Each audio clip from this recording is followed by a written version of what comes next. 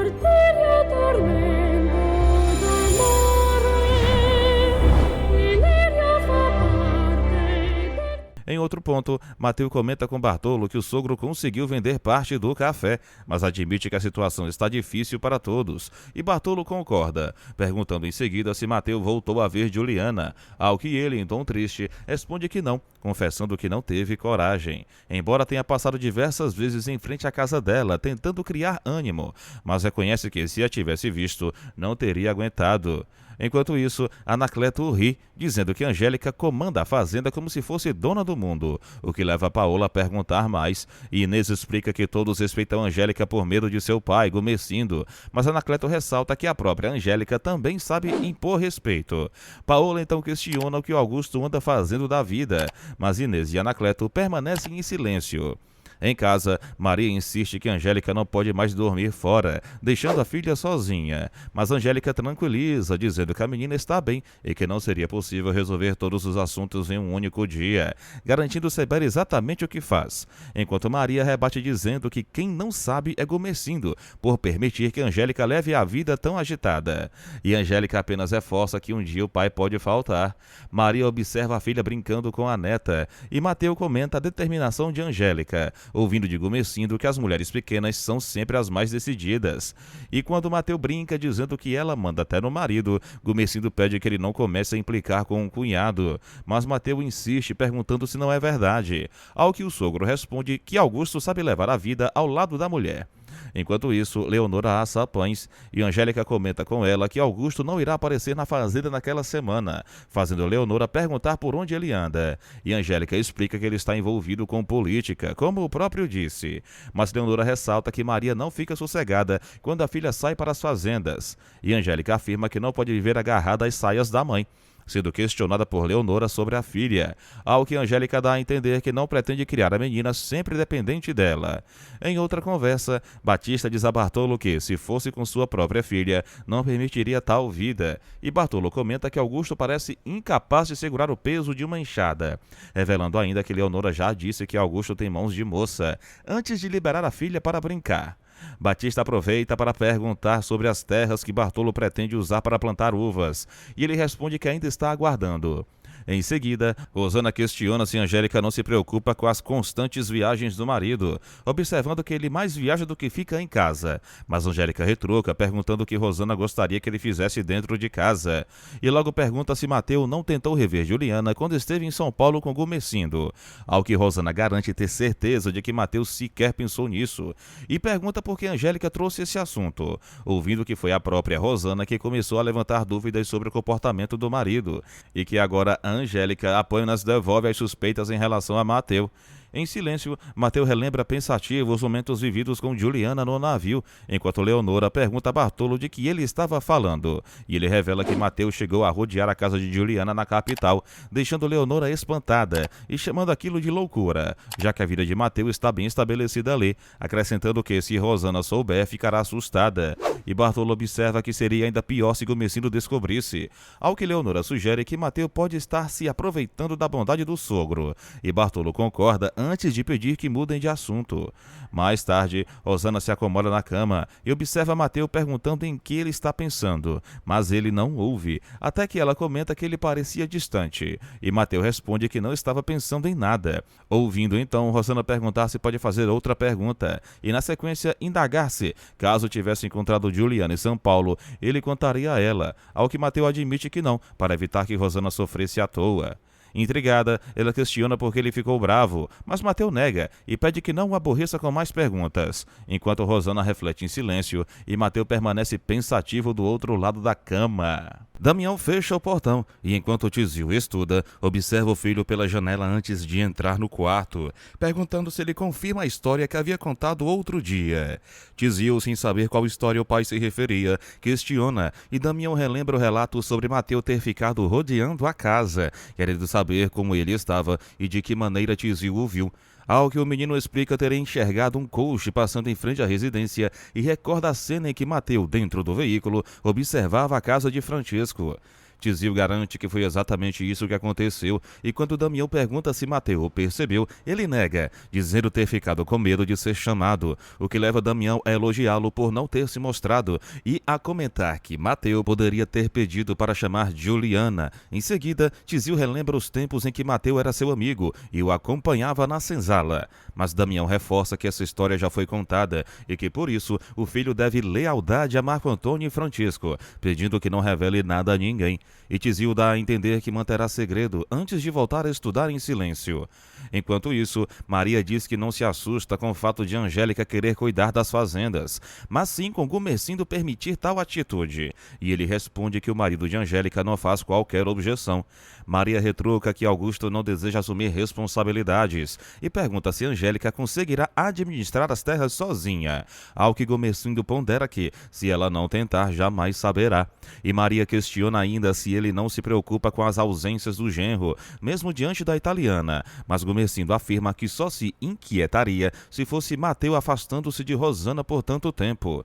Em outro ponto, Anacleto comenta não saber que Gumercindo havia retornado, e Paola confirma o regresso, mencionando a preocupação dele com a situação do genro, enquanto Inês destaca que Gumercindo cuida bem da filha.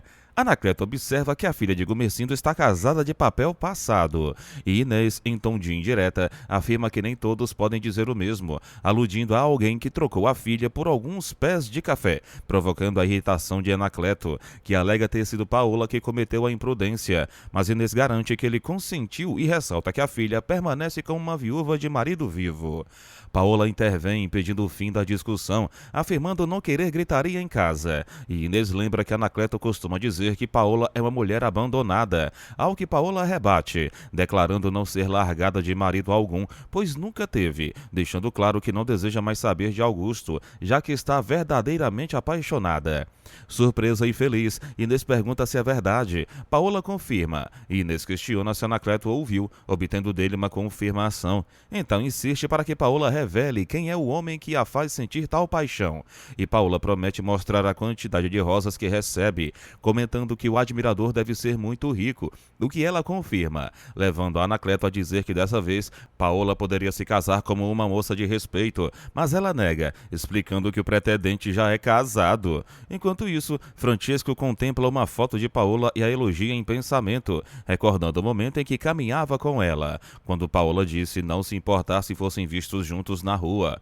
Pouco depois, Marco Antônio pergunta se o pai pretende dormir no escritório, e Francisco responde que já vai se deitar, mas o filho comenta que o viu com expressão de quem sonhava e quer saber com quem. E Francisco revela que sonhava com seus 20 anos antes de suspirar e ir para o quarto, enquanto Paola, deitada em sua própria cama, permanece pensativa. Bartolo desperta, beija Lorena, levanta-se e, ao ver a filha, percebe que Leonora também acorda. Mateu relembra as palavras de Juliana, quando prometeu não querer perdê-la novamente, e caminha pensativo. Em outro momento, Damião elogia a beleza crescente do filho de Juliana, que por sua vez retribui o elogio ao filho de Damião, ouvindo dele que o menino já lê e escreve como gente grande, graças ao incentivo dela. Ao que Juliana responde que o mérito é do próprio garoto e de sua vontade de aprender, com Damião concordando. Em seguida, ela suspira e comenta que vive pensando em Naná, e Damião diz já ter ouvido isso, garantindo que, quando a casa de Juliana estiver pronta, ele mesmo irá buscar Naná para servi-la. Mas Juliana explica que não é esse o motivo de sua preocupação, e que o assunto deve permanecer em segredo, despertando a curiosidade de Damião, que pergunta o que ela pretende. Juliana então indaga se ele conheceu Mateu, recebendo dele a confirmação de que foi quem lhe ensinou o caminho para chegar à casa de Naná e encontrá-la, razão pela qual ela diz poder confiar nele. E diante da pergunta de Damião sobre o que deve fazer, Juliana revela o desejo de que Mateu veja o filho ao menos uma vez na vida, deixando Damião surpreso e sem saber como agir. Até que ela assegura que ele pode procurá-lo, sugerindo que saia de casa no sábado, sob o pretexto de visitar a irmã Naná em Santos. Damião, com expressão séria e voz carregada de preocupação, implora para que Juliana não faça um pedido tão delicado, explicando que não pode trair a confiança do patrão de forma alguma e enfatizando que, embora esteja disposto a realizar qualquer favor nesta vida para ajudá-la, esse tipo de atitude está completamente fora de questão. Juliana, ao perceber o desconforto do amigo, respira fundo e concorda, admitindo que não deveria sequer ter abordado esse assunto, reconhecendo que talvez tenha se deixado levar pelo momento. Enquanto Damião pergunta se ela está vivendo bem ao lado de Marco Antônio, se sente felicidade no casamento e se está contente tanto com o filho quanto com a chegada do próximo bebê, recebendo de Juliana uma confirmação tranquila, mas também um pedido firme para que ele simplesmente esqueça o que ela havia solicitado, deixando Damião mergulhado em pensamentos, refletindo em silêncio, enquanto Juliana entra para dentro de casa abraçada ao filho, em busca de serenidade. Do outro lado, Mateu questiona a si mesmo, com inquietação crescente, como pôde sequer cogitar acreditar na história que Gomercindo lhe contou, alegando que o filho de Juliana não seria legítimo, e se pergunta por que alguém inventaria tamanha mentira para enganar uma mulher tão íntegra, concluindo que não pode aceitar uma injustiça tão cruel. E, ao mesmo tempo, Juliana fala para o menino que não é justo que ele cresça sem conhecer o pai, afirmando que um dia colocará o pequeno nos braços do seu verdadeiro genitor. Enquanto isso, Paola compra pães, caminha pelas ruas com ar distraído e retorna para casa, onde Inês, observando a filha, comenta que o pai de Paola passou a noite inquieto e incapaz de dormir. E, questionada sobre o motivo, explica que a aflição se deve à conversa da noite anterior, quando surgiram revelações sobre o homem casado por quem Paola se apaixonou. A jovem confirma, e Inês diz que a situação não é correta, ressaltando que, como mãe, sente o dever de aconselhar. Embora Paola afirme que tais comentários a aborrecem, o que leva a Inês a insistir que só a incomoda porque sabe que a mãe tem razão. Em seguida, Inês recorda todo o amor e cuidado dedicados à criação da filha, enfatizando os sacrifícios feitos para educá-la com dignidade, e pede que Paola não a faça sofrer, alertando que Anacleto pode acabar adoecendo de desgosto. Paola, porém, indaga-se por causa do pai e da mãe. Ela não teria o direito de conduzir sua própria vida. Inês admite que sim, mas adverte que não com outro homem comprometido. Sentindo o clima pesar, Paola encerra a conversa, pedindo mudança de assunto, momento em que Anacleto chega e se acomoda à mesa, observando atento. De volta à casa de Juliana, ela cuida do seu filho quando ouve batidas na porta, e logo depois, Tizil pede licença para entrar, explicando que Mariana disse que a patroa o chamou. Juliana confirma a necessidade de conversar, e com seriedade avisa que ninguém pode saber do que se trata, nem mesmo o pai dele, o que surpreende o menino. Tizil comenta que a intenção de Juliana é enviá-lo atrás de Mateu, e ela se admira com o acerto, perguntando como ele adivinhou, ao que o garoto revela ter visto Mateu rondando a casa dias antes, claramente interessado em vê-la. Juliana, surpresa mas convicta, afirma que já desconfiava, e Tizil pede que ela não conte nada ao pai, temendo uma bronca severa, enquanto Juliana explica que precisa ver Mateu e que apenas ele pode ajudá-la nessa missão. O menino pergunta se ela deseja que ele vá até a fazenda, recebendo um sim decidido, mas levanta a dúvida se perderá aulas, avisando que só poderá ir depois da escola, o que Juliana aceita com paciência, antes de abraçá-lo com afeto e gratidão, revelando o quanto gosta dele. Enquanto Mateu permanece pensativo, imerso em lembranças e dilemas, Anacleto, na cozinha, declara estar aguardando, e Paola, curiosa, pergunta o que exatamente, ouvindo do pai que espera ela revelar o nome do homem, que, segundo ele, ameaça arruinar sua vida mais uma vez.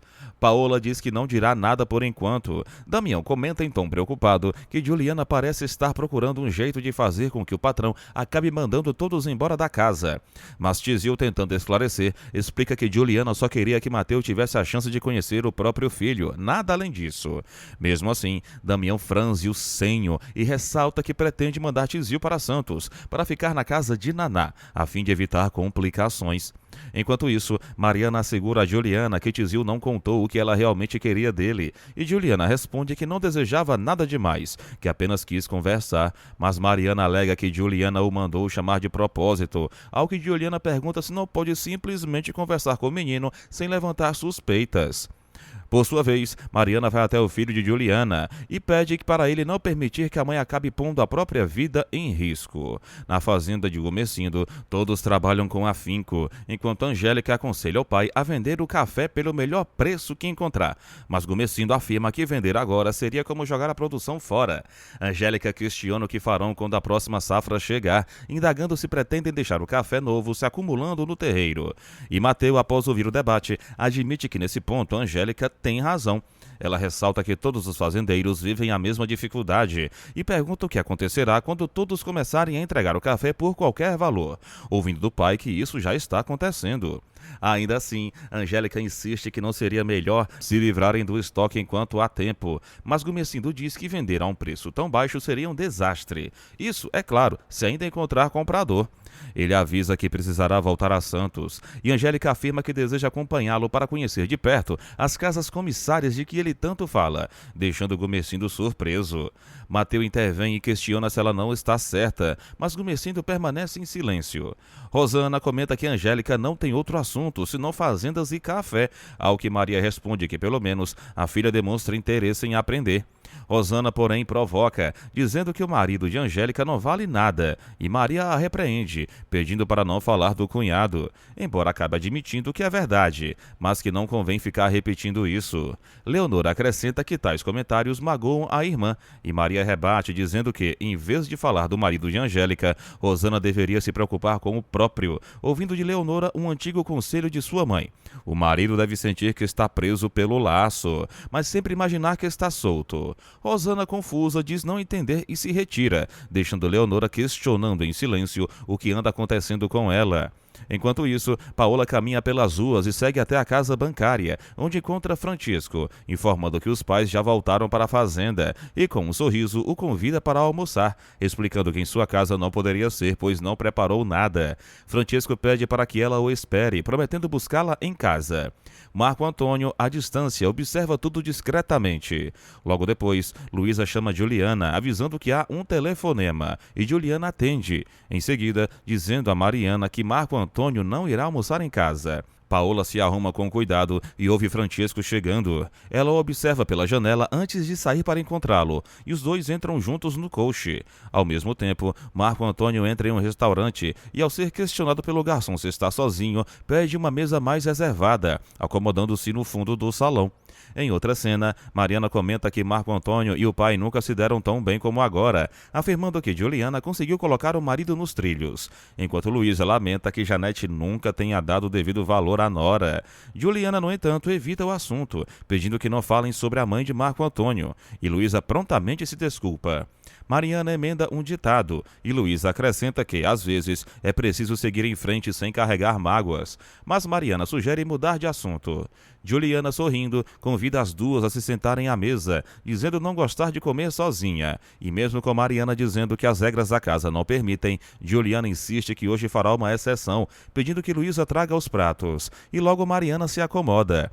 Em outro cenário, Janete, em viagem, aprecia a bela vista de seu destino, enquanto Marco Antônio, ainda no restaurante, percebe Francisco e Paola entrando e se acomodando juntos em uma mesa, observando-os com atenção.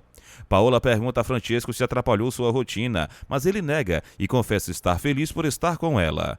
Paola responde que também sentia saudade, dizendo que a semana parece não passar quando estão separados. Eles trocam olhares intensos e Francisco segura a mão de Paola com delicadeza. Paola pergunta se pode dizer algo. Francisco a encoraja a falar, e ela, após um breve silêncio, admite que contou aos pais que está apaixonada, trocando novamente olhares profundos e cheios de emoção. Francisco, com um olhar levemente curioso e a voz carregada de expectativa, pergunta a Paola se é mesmo verdade que ela está apaixonada, enquanto Paola, com um leve sorriso tímido, retruca perguntando se ele ainda não havia percebido, aproveitando para pedir desculpas por tê-lo chamado informalmente de você, algo que não costumava fazer. Francisco observa em silêncio por alguns instantes, captando cada detalhe de seu semblante. O garçom do restaurante se aproxima discretamente e serve com elegância os pratos e as taças de vinho, criando um ambiente ainda mais íntimo. Francisco então ergue a taça e declara um brinde a uma paixão tão bela quanto intensa, embora, segundo ele, pareça impossível de se concretizar. Mas Paola, com firmeza e um brilho nos olhos, responde que não acredita que algo tão verdadeiro possa ser impossível. Ambos brindam lentamente, trocando olhares que revelam sentimentos profundos. Enquanto isso, do lado de fora, Marco Antônio caminha pensativo pelas ruas após deixar o restaurante, ainda impactado por ter avistado seu pai Francisco jantando com Paola naquele mesmo local, cena que o deixa intrigado.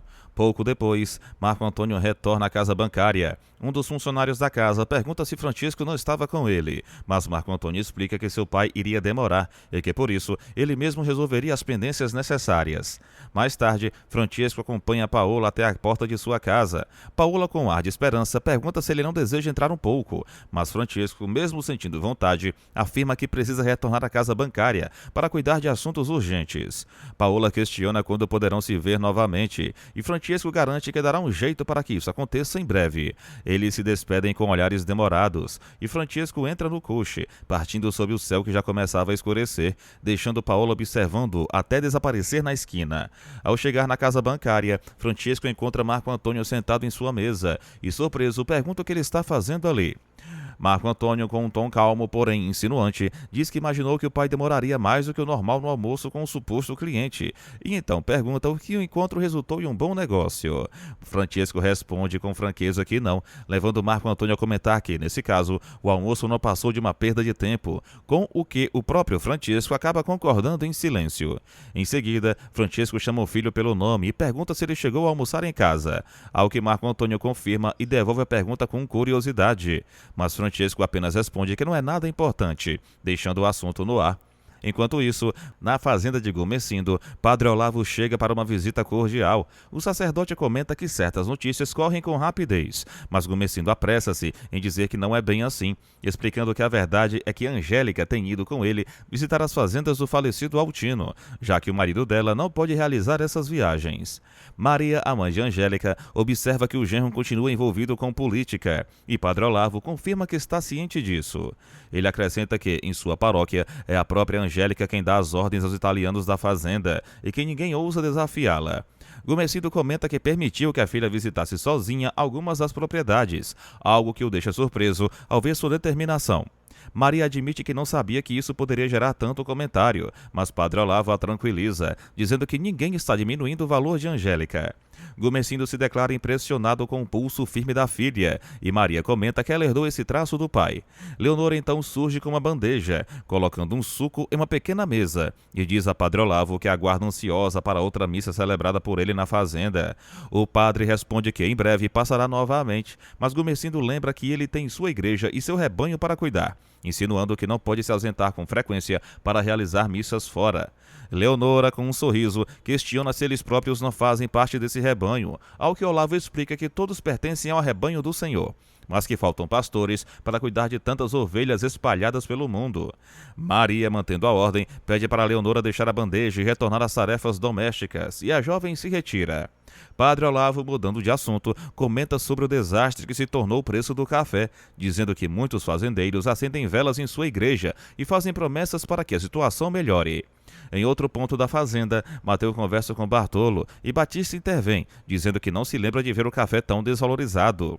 Mateu concorda e revela que Gumecindo anda apreensivo com a crise, mas Bartolo afirma que o sogro de Mateu deve ter bastante dinheiro guardado. Batista reforça que é verdade, assegurando que Gumecindo é um homem de grandes posses e que nunca desperdiça recursos. Mateu diz saber disso, mas ressalta que o sogro ainda assim está preocupado.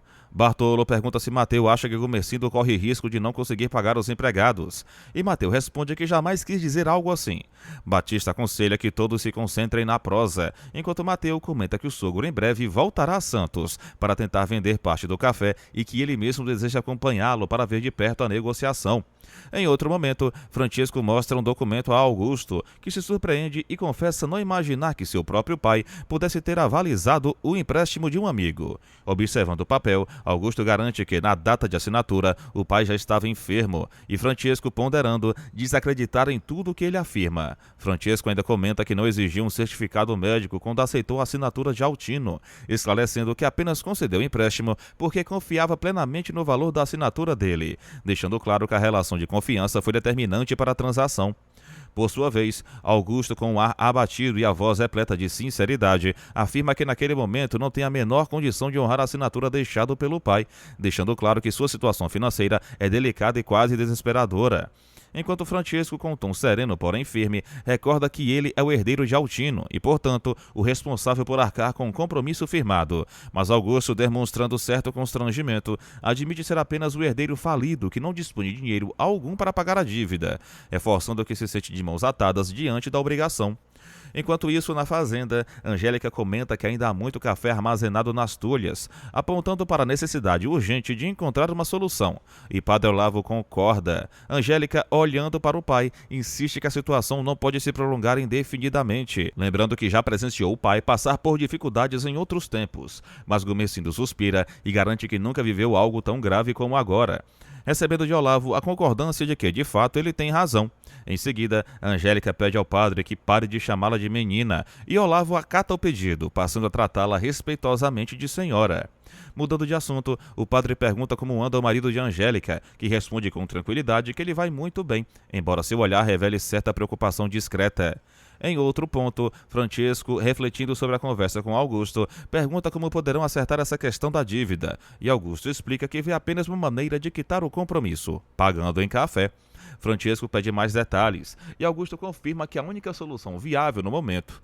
Mais tarde, Marco Antônio comenta com o pai que achou estranho ele ter feito um acordo desse tipo com Augusto, mas Francesco apenas escuta, e logo os dois saem juntos no coche. Durante o trajeto, Marco Antônio questiona o pai sobre a ideia de receber pagamento em café, considerando que o mercado anda em baixa. Porém, Francesco pondera que é difícil cobrar uma dívida de um homem falecido, quando a própria família evita reconhecer a obrigação.